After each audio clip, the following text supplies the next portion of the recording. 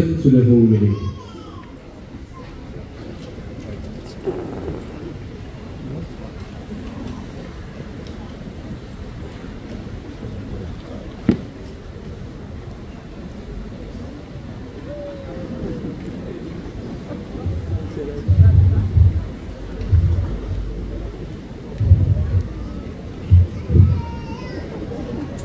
Ay, na daw sa homily.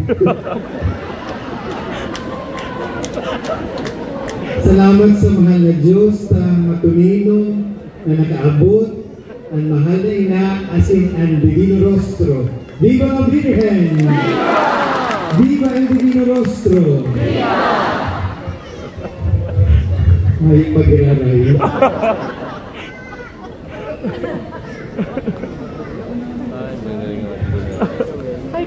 Siguro nahulog naman sa pagoda.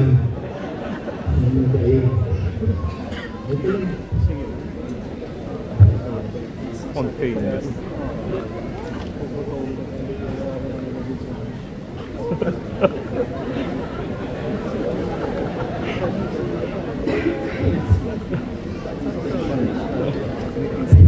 Dahil ko na pati nagramdam mo kung ano sasabihin ko. Nagpanik na bigla.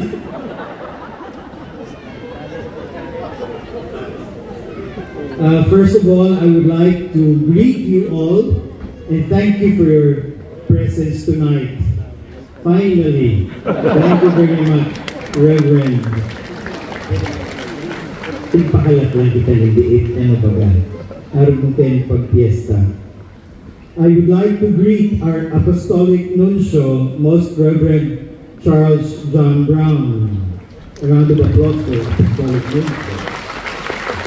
The Most Reverend Adolfo Tito Iliana, Apostolic Nuncio to Israel, and Apostolic Delegate to Palestine and Jerusalem. Our guest bishop, Bishop David Ricken from the Diocese of Green Bay. The Archbishop of Cebu, Archbishop Jose Palma.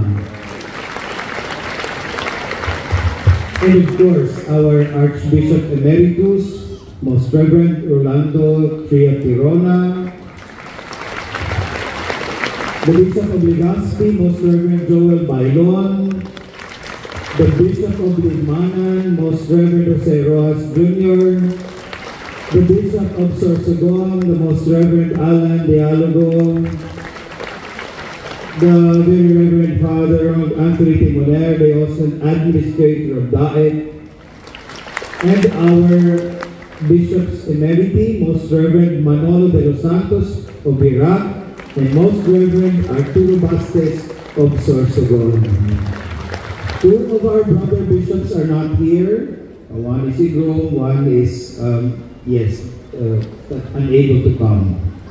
And I thank you, all of you dear devotees, pilgrims, our dear clergy, the consecrated men and women, all of you who have come to Naga, those of you who are gathered here at the Basilica, thank you. And to all the Voyadores who have assisted in bringing Ina and the Divino Rostro back to the Basilica, our sincere gratitude, and to all the different agencies and groups that gave their assistance.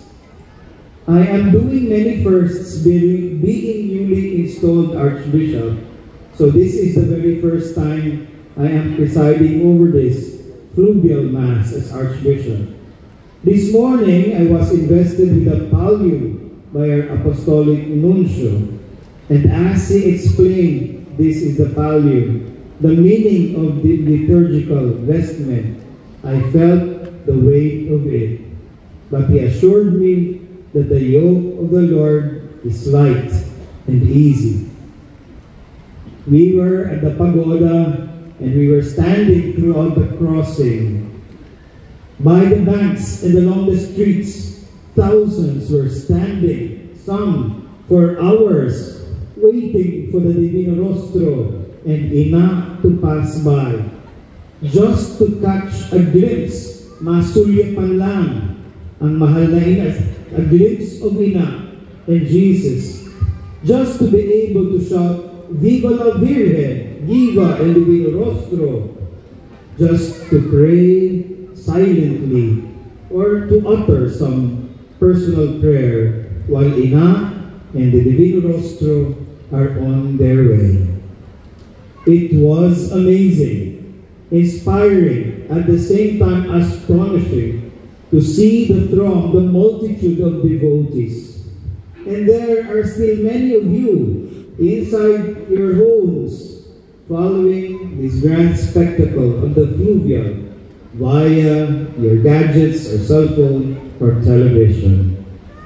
Last traslación, during the homily, we spoke about the traslación as pagbalyo, pagtawid, crossing over.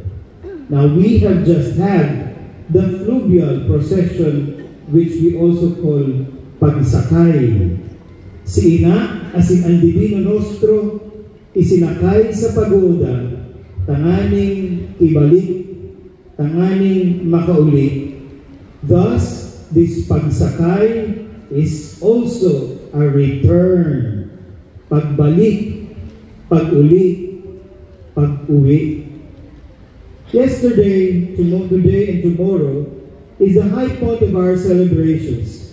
After these, we all return home.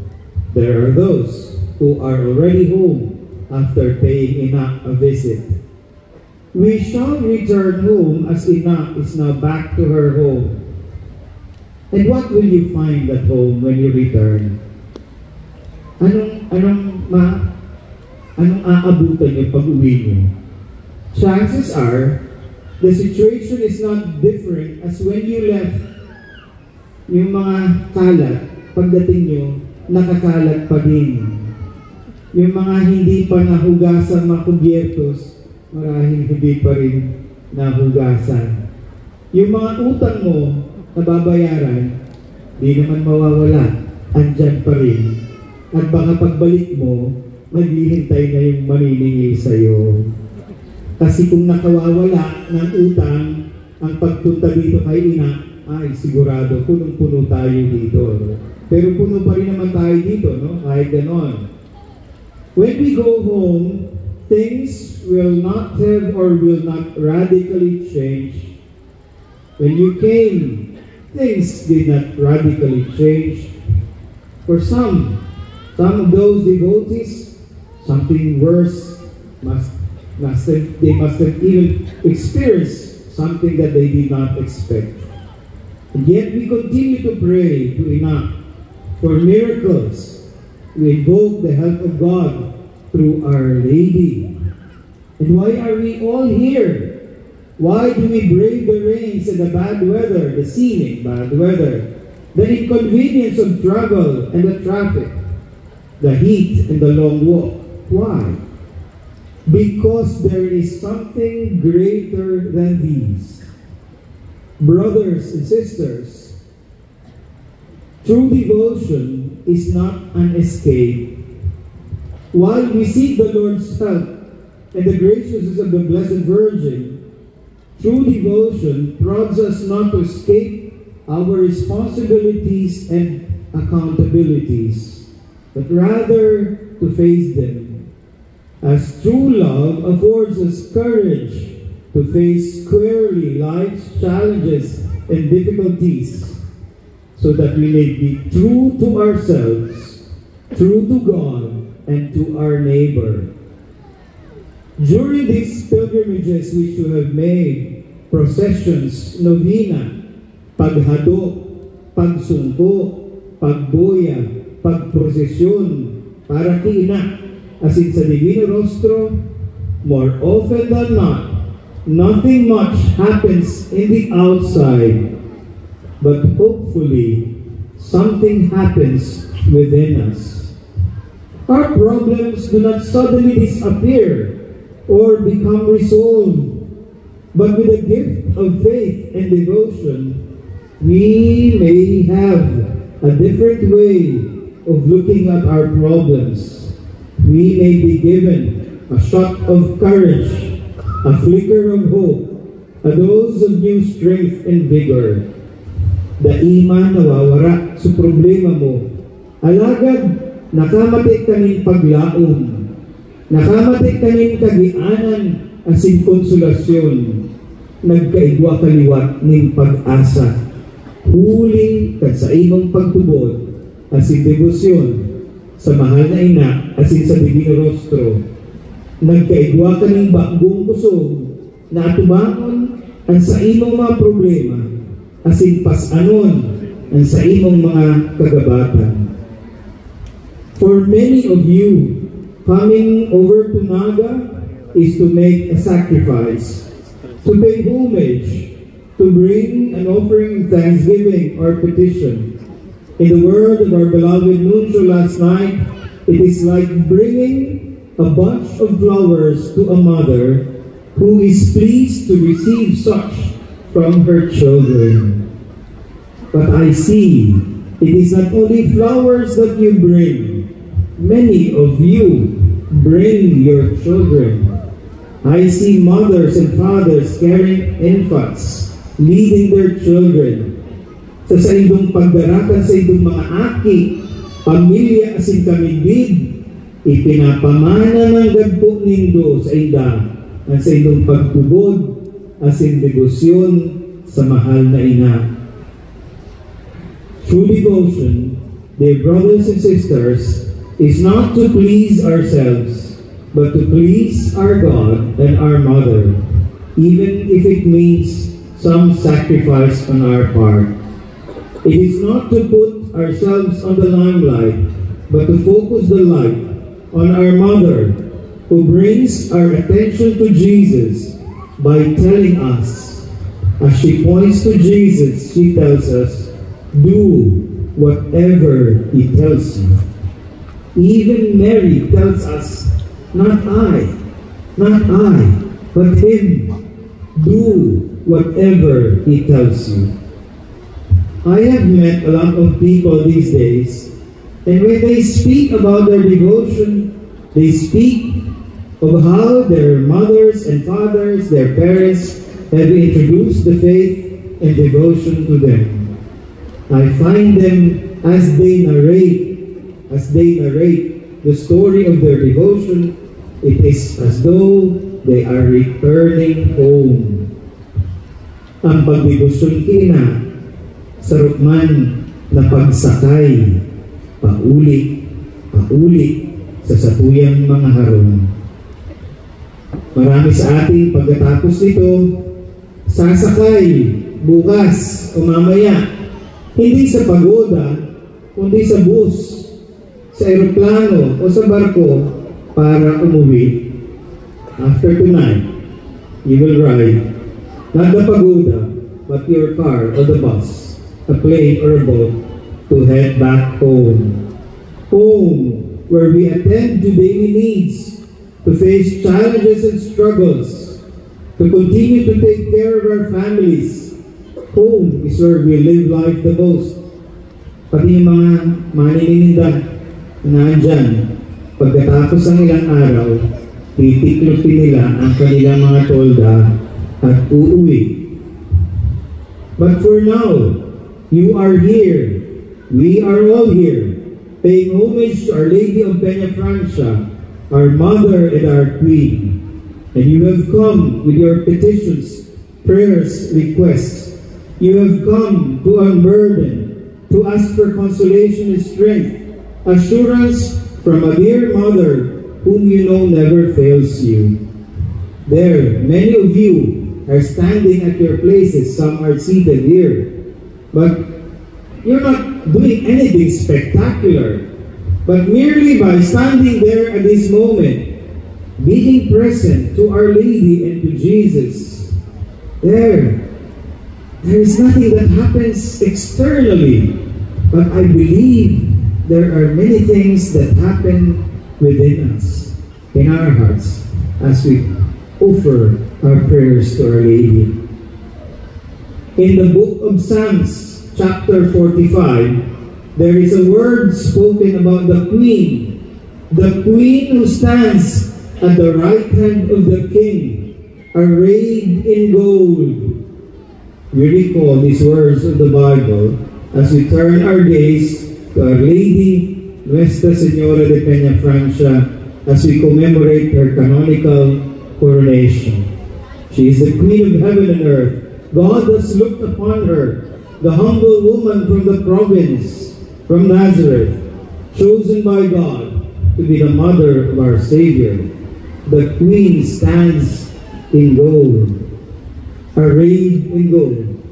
Yet in today's Gospel, we also hear about the woman who stands at the foot of the cross, Mary, standing by the cross of Jesus, where his mother and his mother's sister. Dear brothers and sisters, two images of Mary as a queen standing at the right hand of the king, and Mary as mother standing at the foot of the cross, standing by her son. My dear brothers and sisters, here is Our Lady, Queen and Mother, standing by our side. We have a mother who stands by us and with us. And that is why when we pray also that prayer in Bicol, we say, "Tabangi man ako, tangani matindugan mo ako, asin matabangan mo ako." Ina is a mother who does everything for us. Ina, our mother, is one who sees everything what we are going through. She is our consolation and refuge. But there are times, as we approach Our Lady, we feel we have reached our limits in doing good, in helping a brother or sister in need. Ang pakiramdam natin, ina, wala na akong magawa. Ano pa ba? Ginagawa ko ng lahat. There are those of us who cannot find any other way out of our problems. There are those of us who have almost lost hope. We find ourselves in a situation where it seems we cannot do anything more. There, at the foot of the cross, stood Mary, Stabat Mater. She is a mother who did everything for her son. She did not abandon him. And there, at the foot of the cross, where Jesus was crucified, she could not do anything more.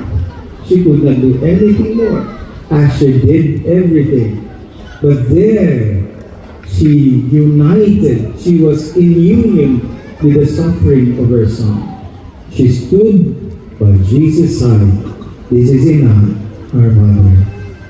Brothers and sisters, true devotion to God and to Our Lady is to do all we can, the best we can, in order to alleviate the situation of our brothers and sisters. Love and devotion is not complacent. Ang tunay na pag-ibig at debosyon ay hindi kampante o walang pakialam, hindi nanonood lamang. May malasakit. There at the foot of the cross, Mary was concerned. And Jesus on the cross, at the point of dying, was also concerned.